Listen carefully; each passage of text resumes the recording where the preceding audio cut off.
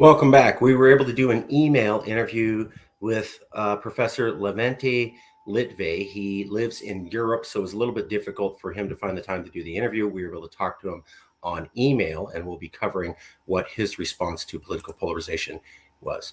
So right now we're talking about Professor Levente Littvay. He's the Doctoral School of Political Science, Public Policy, and International Relations professor at the Central European University.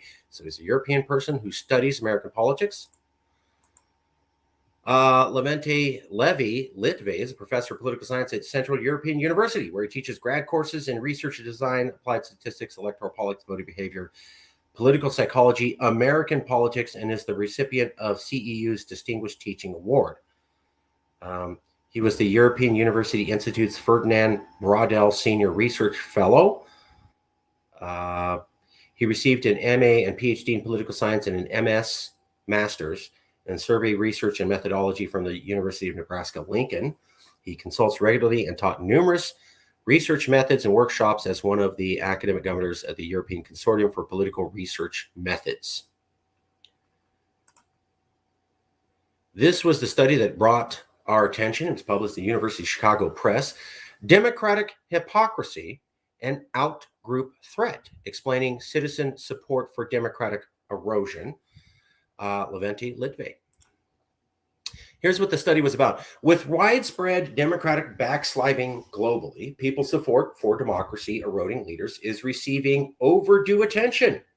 But existing studies have difficulty disentangling contextual efforts, such as who is in power at the time of the survey, from individual differences, like which party one supports and how strongly.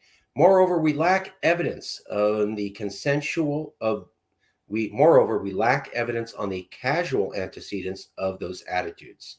So the easygoing behaviors that happened before these attitudes became apparent.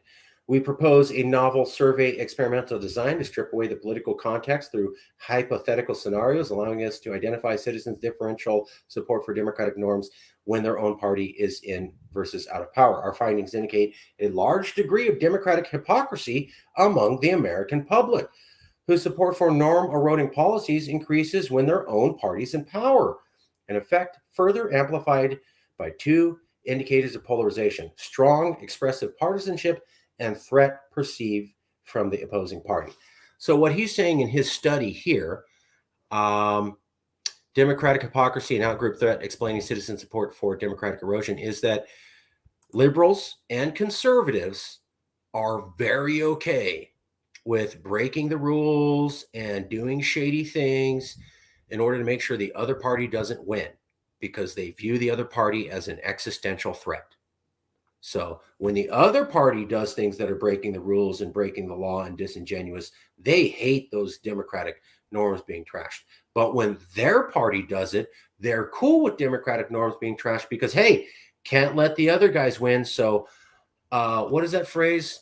The ends justifies the means. That's what they're doing. And that's what he found evidence of, both the left and the right in America, from Professor Littvay Levente. So I asked him a question, which I was asking him, does this naturally get better? So naturally, no. Most forces are going in the wrong direction. Naturally, this won't get better. People who are relative centrists are selling out to the fringes, at least rhetorically, and are vilified despite not acting like the fringes. This is Biden, many of the moderates in the Republican parties. The media is still giving disproportionate space to the fringes, making people on the other side of the political aisle think this is the norm on the other side, which it is not. Even in the past, extreme shocks may lead to substantial medium-term depolarization. 9/11 unified the people behind the president. Oklahoma City turned people away from the fringes.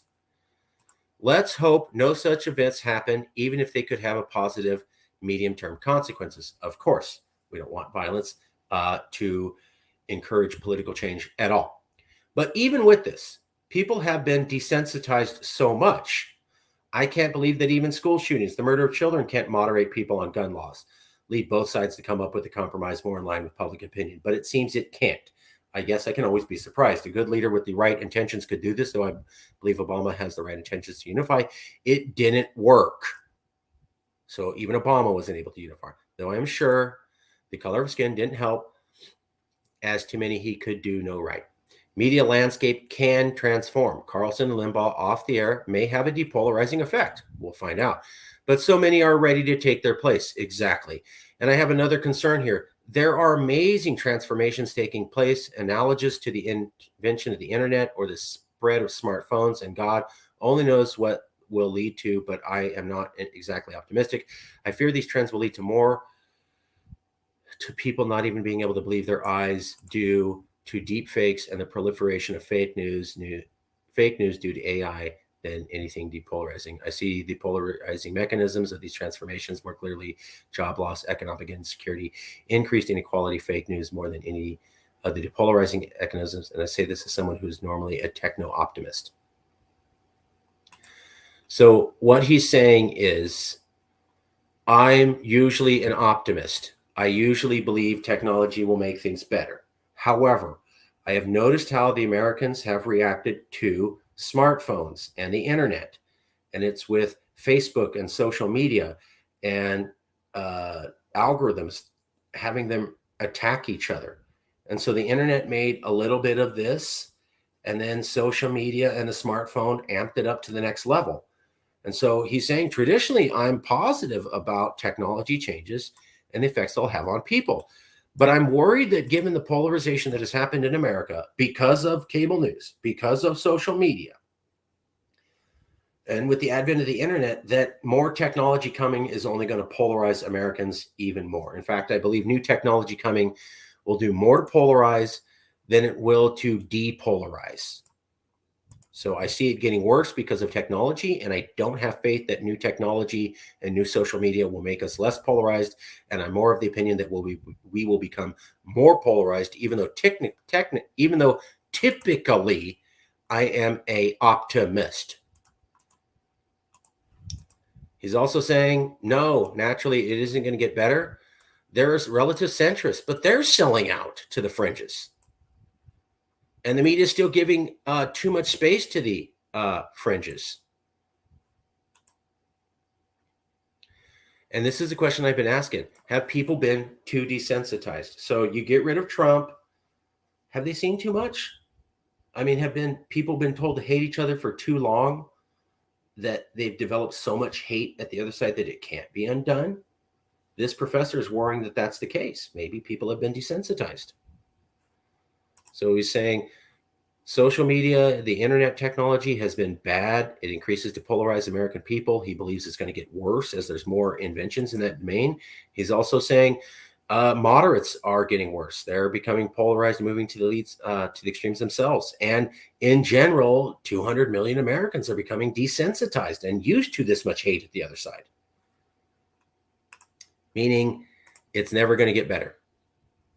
So this level of polarization that we saw with one group saying, I'm cool eroding democratic norms as long as it means my side wins. And that's a huge level of polarization, because both sides say, I care about democracy, but they're willing to blow up democracy to make sure that they win because the other side is so evil and horrible. And what he's saying is, it looks like the more social media apps, the more smartphones, the more inventions with inventions related to the internet, technology and communication is only going to make us more polarized, and there's no real reason to believe we'll ever get better on our own. That's what he said. We'll leave it there. Thank you for being with us.